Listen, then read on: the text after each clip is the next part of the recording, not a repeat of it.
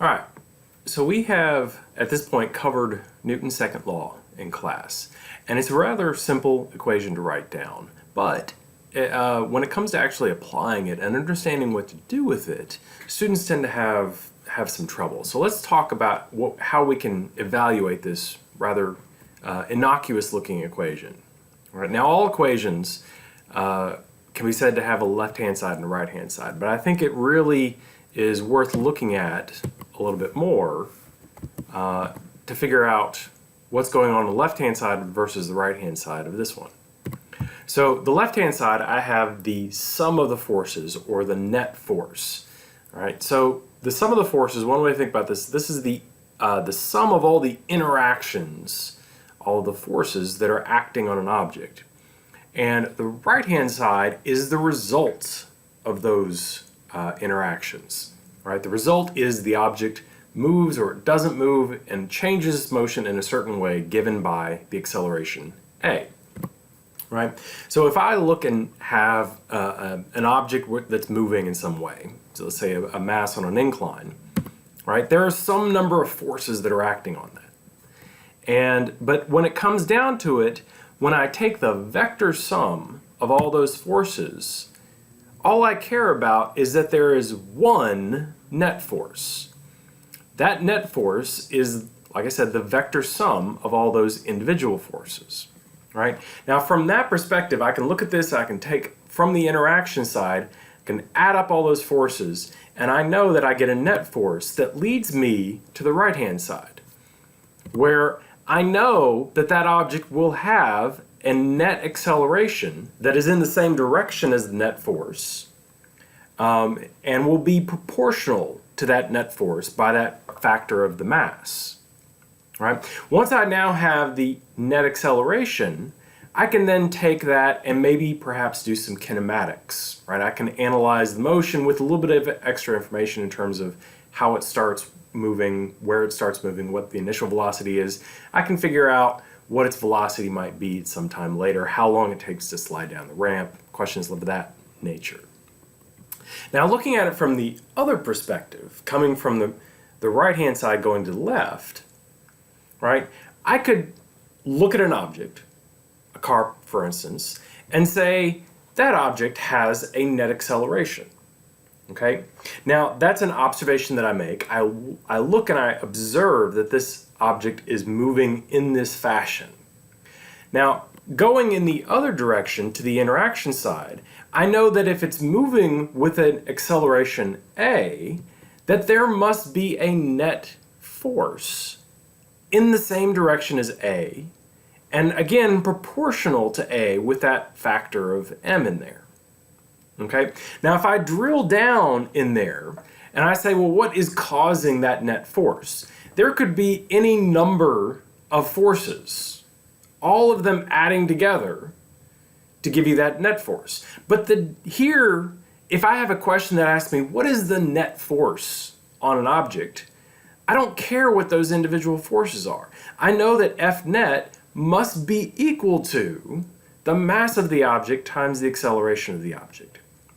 Now I could actually, once I have the net force, I could then actually dig down and figure out what one individual force is, knowing that all of those forces will add up to the net force. All right?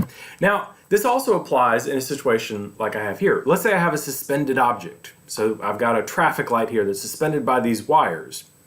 Now if I look at that, I can make the observation that the net acceleration of that object should be 0. It's not moving. I don't expect it to start moving, and I don't expect it to change the fact that it's not moving.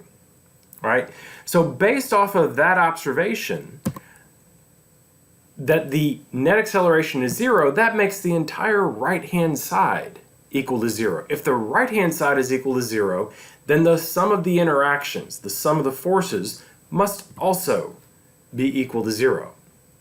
Now that's very different from saying that there is no force acting on the object, because in almost no cases can I think of a situation where there is no force. But there are plenty of situations where there's no net force.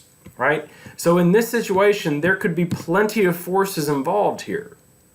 But I know that the vector sum of all those forces always must add to 0, right? So since this is a two-dimensional case, I would break this down into x components and y components because that's how we add vectors, right? And we know that when we break things down into components, if the net force must be equal to 0, then individually all of the x components must add to 0, and individually all the y components must also add to 0. Okay? So based off of that, then I could then dig in and figure out what an individual force might look like based off the fact that I know that the sum of the forces in the x direction and the sum of the forces in the y direction must all add to 0. Right?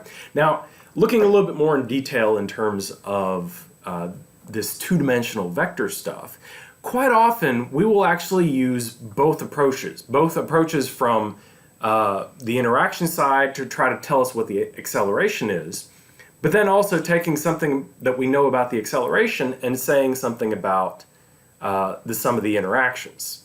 All right, so let's return back to our mass on an inclined plane.